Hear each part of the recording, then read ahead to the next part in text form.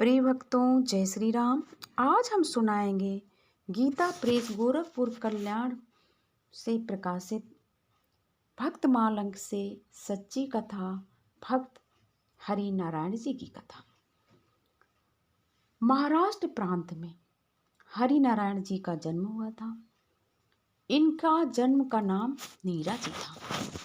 इनके पिता नारायण राव देशपांडे जी ने इन्हें अपने भाई अनंत राव को दत्तक दे दिया था, क्योंकि उस समय इनके भाई अनंत राव को कोई संतान नहीं थी। अनंत राव ने ही इनका नाम हरि नारायण रखा था। कुछ दिनों के बाद अनंत राव जी के एक पुत्र उत्पन्न हो गया। अब दत्तक पुत्र हरि नारायण पर उनका पहले जैसा स्नेह नहीं रहा। वे इनसे अकारण ही चिढ़ने लगे। उनके मन का विरोध बढ़ने लगा। अंत में एक दिन अपने घर से हाथ पकड़कर उन्होंने हरि नारायण जी को घर से निकाल दिया। बालक हरि नारायण बचपन से बड़े सरल स्वभाव के थे। सांसारिक कामों में इनकी रुचि नहीं थी। ये सदा अपनी आंतरिक वृत्तियों को सुधारने में ही लगे रहते थे। इसका फल ये हुआ कि घर के लोग इन्हें निकम्मा समझने लगे।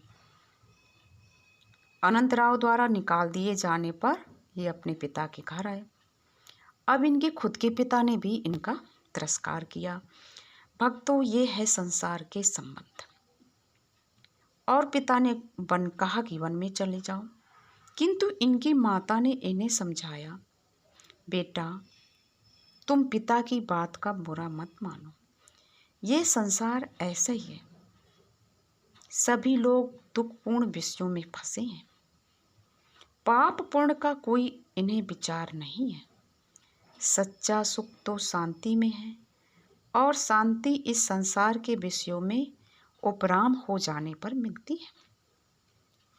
मेरे पास रहकर तुम विषयों से मन को धीरे धीरे हटा लो, इससे तुम्हें शांति प्राप्त होगी। माता का इस उपदेश सुनकर माता के प्रेमवश ये घर पर ही रहने लगे। कुछ समय बाद इनके माता पिता तीर्थ यात्रा करने चले गए। घर का सारा काम जिम्मेदारी इनके ऊपर पड़ी। हरि नारायण जो थे वो बड़े उदार स्वभाव के थे। माता पिता के रहने पर घर की सारी संपत्ति साधु ब्राह्मणों की सेवा में, भजन पूजन तथा हरि कीर्तन आदि के समारोह में, दीन दुखियों की सेवा में इन्होंने लगा दी। धीरे धीरे घर की सारी संपत्ति का सदुपयोग हो गया। तीर्थ यात्रा से लौटकर पिता ने देखा तो उनके पुत्र ने तो सारा धन लुटा दिया। वे बहुत ही क्रुद्ध हुए और बोले, तुम अभी इसी क्षण मेरे घर से निकल जा, मुंह काला कर, अब एक क्षण भी यहाँ मत रहे। लेकिन भगवान के भक्त ऐसी आपत्तियों से न घबराते हैं न चिंतित होते हैं। हरि नारायण जी के लिए तो जैसा घर था वैसा वन। और ये माता पिता को प्रणाम करके अब वन में चले गए। वन में जाने के निकले तो उनकी पतिव्रता पत्नी अन्नपूर्णा भी घर से निकली। स्त्री को साथ आते देखकर हरि नारायण जी ने बहुत समझाया कि तुम धनी पिता की पुत्री हो, वन में तो बहुत क्लेश होंगे, तुम मेरे साथ मत चलो। पति की बात सुनकर रोते रोते उस पतिव्रता ने कहा, स्वामी आप मेरा परित्याग ना करें। आप अपने हाथ से मुझे चाहे मार डालें, पर अपने चरणों से दासी को पृथक ना करें।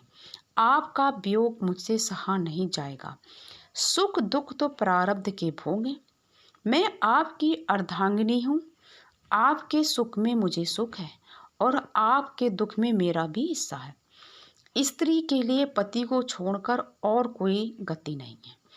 आप मुझे अनाथनी बनाकर न छोड़ें। वह पति के चरणों पर पड़कर फूट फूट कर रोने लगी। हरि नारायण अब उसे साथ ले जाने में मना नहीं कर सके। गांव के लोगों को हरि नारायण जी पर बड़ी श्रद्धा थी। लोग उन्हें और नारद जी का अवतार मानते थे। जब लोगों ने उनके वन में जाने की इस बात सुनी तब गांव में हाहाकार मच गया। वे दंपत्ति गांव के बाहर एक वृक्ष के नीचे बैठे थे। वहां लोगों की भीड़ लग गई। किसी प्रकार हरिनारायण जी ने सबको समझा बुझाकर विदा कर दिया और उनकी पत्नी ने जितने शरीर में आभूषण थे सब गरीबों को बांट दिए। 3 दिन तक वहाँ हरि कीर्तन होता रहा। चौथे दिन हरिनारायण जी ने सबको विदा करके तीर्थ यात्रा पर ये निकल पड़े। काशी, प्रयाग, गया तीर्थ आदि को यात्रा करके हरिनारायण जी उस जोगाईची आवे नामक गांव में लौट आए। अन्नपूर्ण को तो उन्होंने गांव में ठहराया और स्वयं कुटिया बनाकर तपस्या करने लगे। 12 वर्ष तक कठोर तप करने के बाद भगवती ने प्रत्यक्ष दर्शन देकर कहा, तुम नरसिंहपुर जाओ, वहां तुम्हें गुरुदेव की सदगुरु की प्राप्ति होगी और उनकी कृपा से भगवान का साक्षात्कार भी प्राप्त हो गया। देवी की आज्ञा के अनुसार हरिनारायण जी अन्नपूर्णा को लेकर नरसिंहपुर चले आए। वहां एक दिन ब्रह्म मुहूर्त में उठकर नदी पर स्नान करने गए। स्नान करके जल में भगवान का ध्यान कर रहे थे, उसी समय नदी में बाढ़ आ गई। लोगों में व्याकुलता फैल गई। पतिव्रता स्त्री रोने लगी और नरसिंह भगवान से प्रार्थना करने लगी।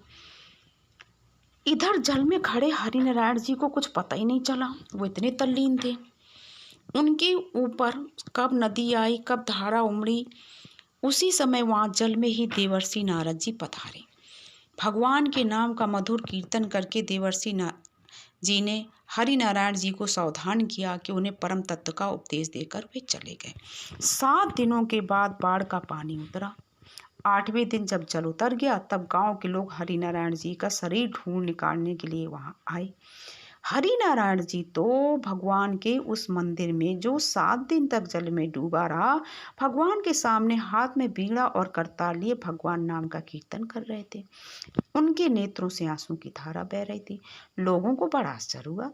सबने उन्हें सादर प्रणाम किया और आग्रह करके उन्हें नरसिंह जी के मंदिर में ले गए। सती अन्नपूर्णा बिना अन्न जल के 7 दिन 7 रात पति की मंगल कामना करती, भगवान से प्रार्थना करती बैठी थी। पति को साकुशल देखकर इन्हें बड़ा आनंद आया और वे मंदिर में जाकर पति देव के चरणों पर गिर पड़ी। पंढरपुर जाकर जब उन्होंने भगवान पांडुरंग के दर्शन करके उनके चरणों में साष्टांग प्रणाम किया, तब उसी समय जगतपति पांडुरंग ने साक्षात प्रकट होकर उन्हें हृदय से लगा लिया।